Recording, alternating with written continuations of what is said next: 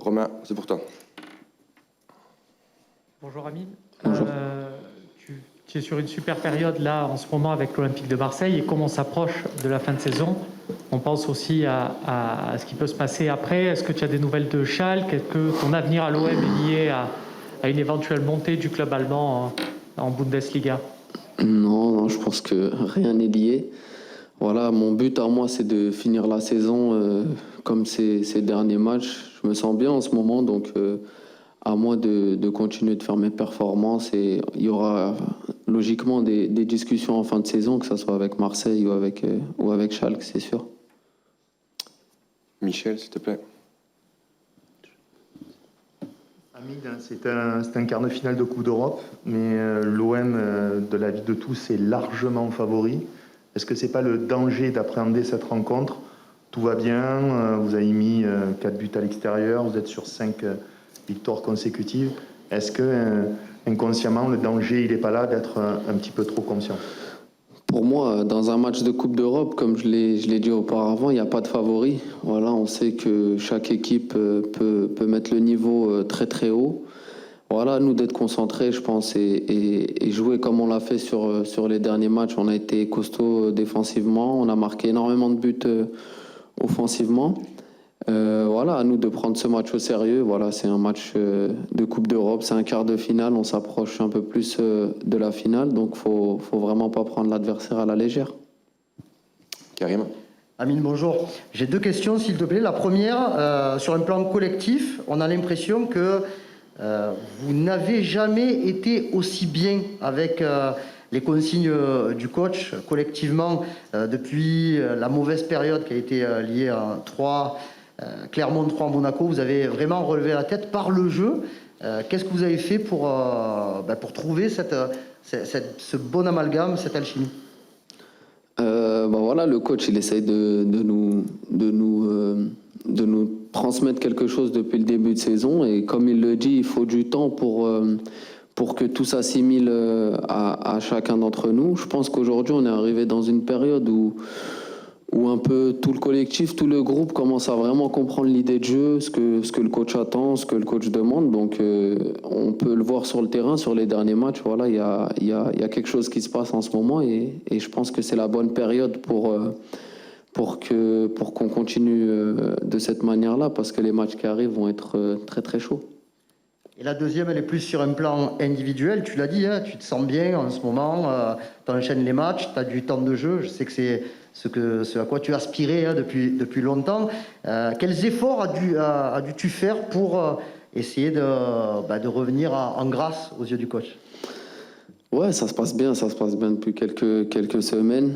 J'ai plus de temps de jeu, donc voilà, moi après, comme j'avais dit, c'est quelque chose qui se passe dans la tête, qui marche à la confiance. Voilà, j'ai eu la chance d'avoir énormément de temps de jeu sur les derniers matchs. Et donc j'ai pas changé quelque chose en particulier dans ce que je fais au quotidien. J'essaie de garder ma ligne de conduite. Je pense que c'est plus le coach qui m'a laissé plus de liberté, plus de temps de jeu, et je pense que je lui ai bien rendu la confiance qu'il m'a donnée. Constant, à ton tour, s'il te plaît. Bonjour Amine, est-ce que tu peux nous raconter comment tu as vécu ces moments où tu étais moins bon quand tu entrais et que tu jouais beaucoup moins? Est-ce que c'est dur psychologiquement? Est-ce que tu as toujours cru en toi? Enfin, un peu tout ça, quoi. Bien sûr, c'est difficile. Si je vous dis que c'est des moments que j'appréciais, ce serait vous mentir. Non, c'était compliqué, j'avais pas beaucoup de temps de jeu. Quand je jouais, c'était plus compliqué pour moi. Mais j'ai toujours cru en moi, je sais de quoi je suis capable, je sais ce que je peux apporter, ce que je peux faire sur un terrain. Et c'est ça qui m'a permis d'aujourd'hui enchaîner les bonnes performances. Et j'espère que je vais réussir à performer à ce niveau jusqu'à la fin de saison, parce que c'est très important pour moi et pour l'équipe. Alexandre, s'il te plaît. Bonjour Amine, tu as fait une petite vidéo tout à l'heure, ou hier, en fait, je sais pas quand, avec Pape Gay, justement pour appeler les supporters à venir au stade et à vous encourager. C'est quoi? C'est vous espérez avoir plus de monde que l'affluence attendue qui est entre 30 et 35 000? Bien sûr, c'est le Vélodrome. On sait que c'est un stade qui a besoin d'être complet pour sentir cet engouement. Et surtout que c'est un quart de finale de Coupe d'Europe, faut pas l'oublier. C'est pas un match de championnat, même si c'est tout aussi important. Mais je pense que c'est un petit truc en plus, le fait de de jouer un quart de finale de Coupe d'Europe. Donc bien sûr, on espère que le stade sera plein demain. Karim, Qu'est-ce que vous connaissez de cet adversaire grec? C'est une équipe qui est en haut de l'affiche dans le championnat, mais pour nous, elle est assez méconnue dans ce que vous avez travaillé. Est-ce qu'il ressort des principes de jeu, des individualités? Bien sûr, comme dans toute équipe, je pense qu'il y a des principes de jeu, il y a des joueurs qui sont logiquement un peu stars de l'équipe, qui font un peu le jeu, qui font des différences. Donc on a analysé tout ça. Après, c'est une équipe qui, si vous regardez bien, est souvent engagée, que ce soit en Europa League ou dans les compétitions européennes environ à peu près toutes les saisons. Donc c'est une équipe que moi, personnellement, j'ai déjà vu jouer. Et ouais, non, mais après, on a analysé ça comme on analyse tous les matchs. Et je pense que ça va être important, comme je l'ai dit avant, de ne pas les prendre à la légère et de faire un match solide. Non, je ne les ai jamais joués avec Schalke, mais j'ai un ami qui joue là-bas, donc voilà. on va passer à une question en grec. Si tu veux bien mettre ton oreillette, s'il te plaît, Amine. Voilà. Merci. Georgios, soyez. Καλησπέρα σας. Θα ήθελα να ρωτήσω σε συνέχεια της προηγούμενης ερώτησης. Je voudrais demander, continuant les questions d'avant, si M. Harit a vu qu'il y a quelques joueurs du PAOK qui sont dangereux et si l'entraîneur de Marseille a demandé de faire attention à quelques joueurs en particulier. Il y a des joueurs comme Bisesvar, Akpom, Zivkovic, Kurtic. Est-ce que vous avez mis en tête vraiment de mettre de la pression sur ces joueurs en particulier? On a analysé l'équipe du PAOK comme on analyse toutes les équipes contre lesquelles on joue. Après, on n'a pas mis l'accent sur un joueur en particulier. Voilà, c'est des équipes qui sont fortes collectivement. Il y a des bonnes individualités, bien sûr, mais voilà, nous, on se concentre sur ce que nous, d'abord, on doit faire. Et on sait que si on fait ce qu'on fait depuis quelques semaines, on va être une équipe très, très difficile à jouer pour le PAOK, mais on se concentre tout d'abord sur nous avant de se concentrer sur les individualités de l'adversaire. Merci, Amine. Merci à tous. On va passer aux questions pour le coach. Merci. On peut te libérer. Merci. Qui souhaite commencer? Alex, vas-y. Il est où Momo? Momo? Ouais, vas-y, on t'entend. Si tu parles fort. Attends, il arrive. Après la défaite contre Monaco, il y a un peu plus d'un mois, certains supporters avaient réclamé votre démission. Vous venez d'enchaîner en revanche 5 matchs consécutifs par des victoires. Comment vous avez réussi à redresser la barre? No, yo no he cambiado nada. Yo J'ai rien redressé du tout. tengo una C'est manera juste de que sentir, la transmito. j'ai une manière de ressentir les choses, le football, je la transmets, cette manière, et j'essaie que les joueurs l'appliquent. Sur le fond, j'ai rien changé du tout. Solo trato de respetar mis ideas hasta el C'est juste final. que j'essaie de respecter mes idées jusqu'au bout, et c'est ce que je vais faire dans ce club jusqu'à ce que je ne serai plus là. Karim, s'il te plaît. Coach, bonjour. Un petit peu dans le prolongement de ce que je demandais à Amine tout à l'heure, collectivement, on a quand même l'impression que vous êtes en train de passer un cap. Sur les derniers matchs, on voit des choses que l'on n'avait pas vues depuis quelques mois et qui sont de plus en plus régulières. Est-ce que vous espérez encore aller plus loin avec cette équipe sur le plan collectif? Básicamente desde la comprensión. C'est une question de compréhension du jeu. Je parle avec mes joueurs et je leur dis toujours que chaque match a sa propre histoire parce que l'adversaire est différent à chaque fois. Et il faut qu'on continue d'essayer de résoudre des actions qui correspondent à des matchs différents en fonction de ce que demande le jeu. Et tout a rapport avec le jeu. C'est-à-dire que le plus important, ce que j'ai essayé de transmettre ici depuis mon arrivée, c'est que l'on doit respecter, comment dire, la compréhension du jeu à travers différents schémas, différents moyens de faire pression, différentes caractéristiques, différentes transitions. Même si aujourd'hui on ne joue pas contre une équipe française, on joue contre une équipe grecque qui a aussi une grande force en termes de transition. Alors parfois on jouera d'une manière, d'autres fois on jouera d'une autre manière. Mais il y a aussi, comment dire, le fait d'enchaîner les victoires fait que l'on a de plus en plus de confiance par opposition à des situations de défaite. De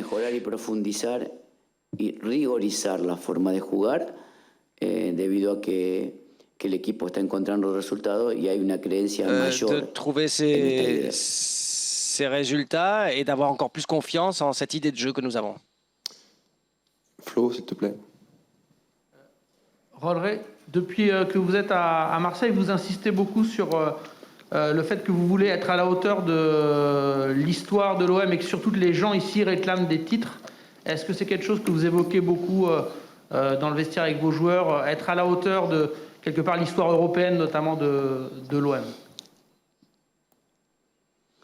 A la altura de la historia o a la altura más de la historia que de la necesidad actual. La gente tiene ganas de que la ciudad y el club, que es muy querido dentro de la ciudad, pueda generar alegría en competencias locales o en la liga o en competencias internacionales para defender la jerarquía del club.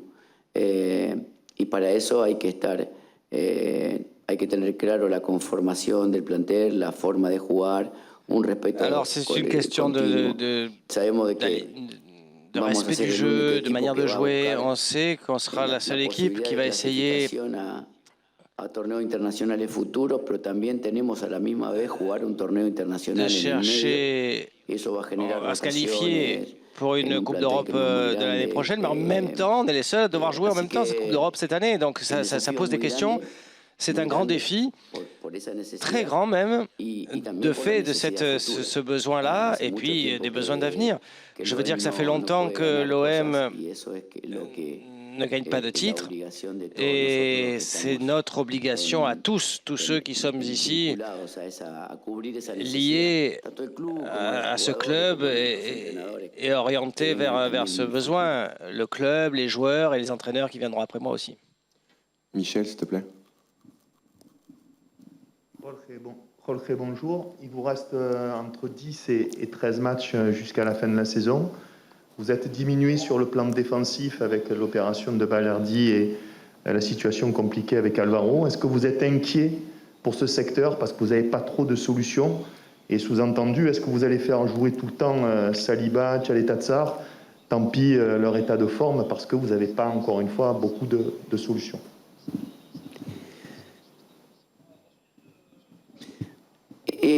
Bueno, para eso estamos los entrenadores, para solucionar situaciones. Ça concerne les entraîneurs à résoudre les situations qui peuvent se présenter, parfois limites.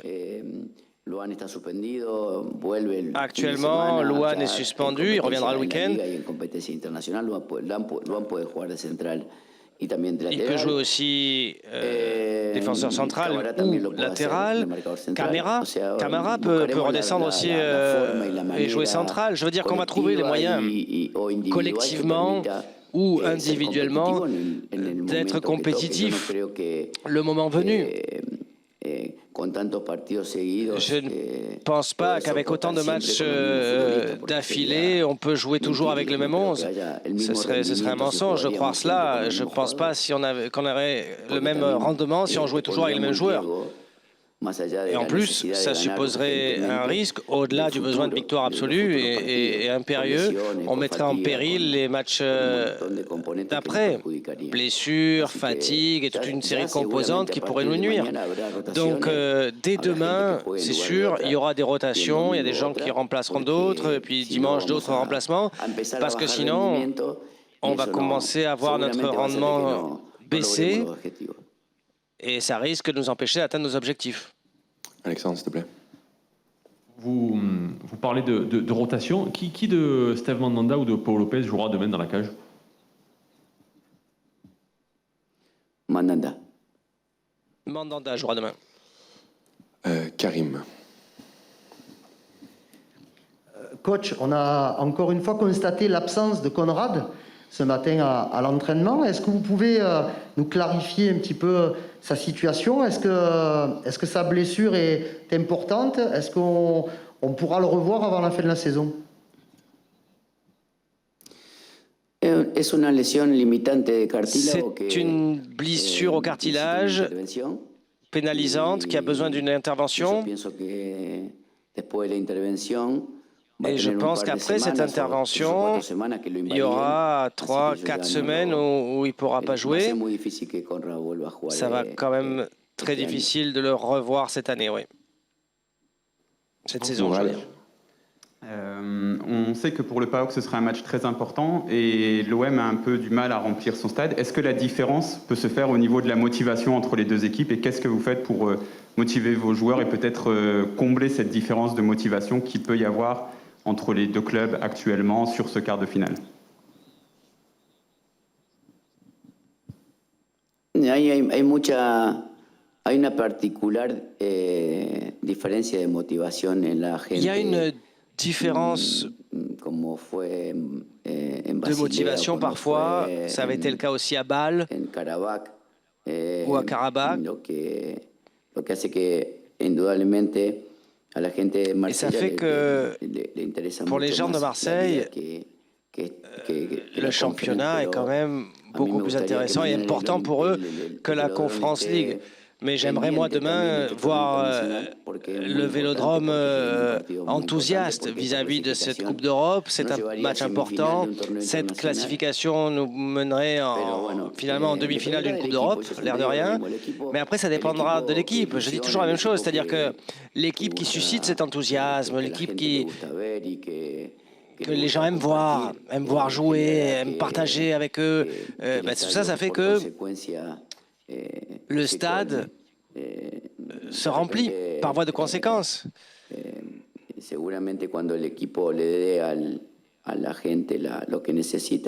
C'est sûr que lorsque l'équipe donne aux gens ce qu'ils veulent, ce qu'ils attendent, là, le stade se remplit. Et puis il y a aussi une question économique, le prix des billets, tout ça. Peut-être que les gens ne peuvent pas aller voir 2 matchs d'affilée, alors ils en choisissent un.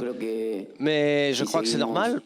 Je crois que si on continue à passer les tours, à nous qualifier, l'enthousiasme va augmenter. On va passer aux 2 dernières questions pour les Français, Florent et Karim, et ensuite on fera les questions grecques. Rodri, 2 questions en une. Est-ce que vous confirmez que Milik est forfait pour jeudi? Est-ce que vous pensez pouvoir le récupérer dimanche contre Montpellier? Et l'autre question concerne Gerson. Est-ce que c'est une situation qui peut durer, de le voir quasiment latéral gauche sur certaines parties d'une rencontre, vu que vous êtes parfois en manque de joueurs à ce poste-là?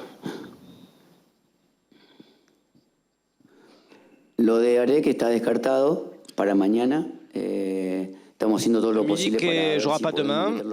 On fait tout ce que l'on peut pour voir si on peut l'intégrer au groupe après-demain, c'est-à-dire le jour d'après le match de PAOK.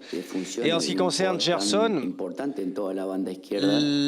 les capacités qu'il a à jouer partout sur le côté gauche, eh bien, c'est très utile. Il peut jouer plus à l'intérieur, plus à l'extérieur, en haut, en bas. C'est un joueur qui a un tel niveau que n'importe quel entraîneur peut s'appuyer dessus n'importe où. Il est en train de le démontrer. Maintenant,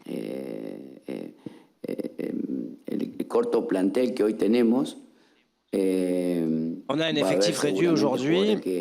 Et il y aura sans doute de ce fait des joueurs qui vont devoir résoudre des situations dans des postes différents, des positions différentes. Et Gerson nous apporte cette tranquillité-là.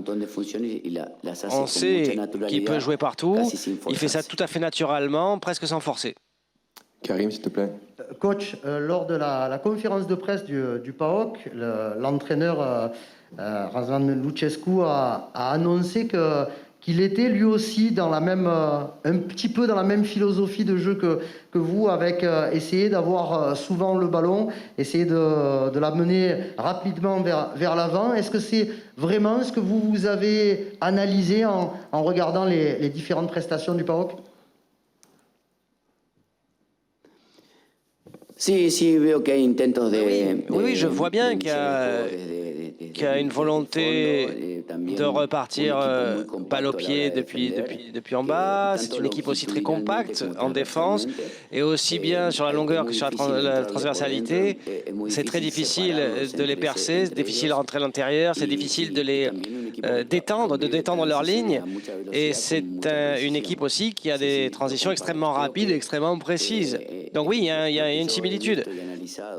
Et ce que j'ai vu, et ce que j'ai analysé, et ce que nous avons vu ensemble, le point de départ d'un match du PAOK, eh bien, ça nous fait penser que c'est un adversaire difficile à bousculer et il va falloir être très vigilant sur nos positions face à une équipe qui est très très forte dans ce type de compétition. Giorgio.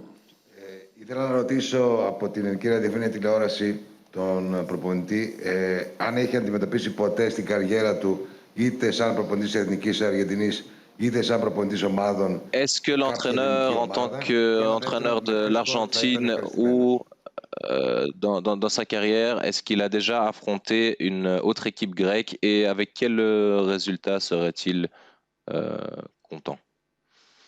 Quel résultat voudrait-il voir? No, la verdad que no tuve la posibilidad de jugar contra un J'ai pas eu equipo la griego. chance de jouer contre une équipe grecque, jamais. Ça a toujours été une inconnue pour moi de jouer contre une équipe grecque. Bon, c'est quelque chose que j'ai pas eu l'occasion de faire. Et en termes de résultats, alors le résultat que j'attends, c'est que notre équipe soit supérieure à l'adversaire et qu'elle puisse concrétiser la différence créée dans le jeu. Choisir un résultat, c'est compliqué parce qu'on s'est retrouvé des fois avec beaucoup de surprises chez nous. Donc, on espère obtenir le résultat que l'on méritera. Ok, please. Ο ΠΑΟΚ είναι μια ομάδα του προπονητή του, μια ομάδα του Ράσμα Λουτσέσκου και κοιτώντας λίγο τη Μαρσέιγ νομίζω ότι μπορώ να πω το ίδιο. De son entraîneur, de Razvan Lucescu. Je pense que je peux dire la même chose pour Marseille. C'est une équipe, un fruit de son entraîneur. Est-ce que vous croyez que c'est une contre de tactique en fait, de stratégie? Seguramente, sí. Va a ser una disputa estratégica y táctica. Oui, ça va être une lutte tactique, stratégique, dans l'approche du match et dans le jeu, mais je pense que le résultat dépendra du rendement des footballeurs, des joueurs. Giorgio, please, last question. Καλησπέρα σας. Θα ήθελα να ρωτήσω, επειδή από τον ΠΑΟΚ γνωρίζουμε ότι υπολογίζουν Bonjour. On sait que du côté de PAOK, toute l'équipe de Marseille, vous aussi, vous êtes important, Payet et d'autres joueurs aussi. Est-ce que vous avez en tête comment vous allez contrer les bons côtés du PAOK? Ou est-ce que vous allez juste jouer votre jeu à vous? Est-ce que vous croyez aussi que les deux matchs sont importants ou est-ce que vous croyez pouvoir terminer le match directement du premier coup? Non, creo que la clasificación va a ser en Grecia. Je pense que la qualification va se jouer en Grèce et je pense que c'est très important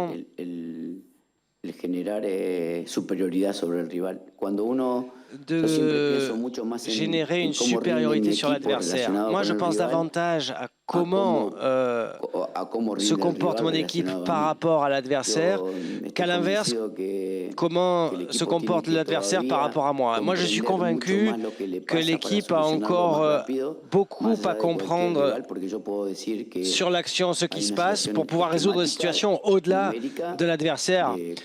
Il y a une question arithmétique, c'est-à-dire une position 4-4-2 pour le PAOK, mais peut-être que demain l'entraîneur décidera de se présenter en 5-3-2 et donc de changer moi ma perception tactique du match.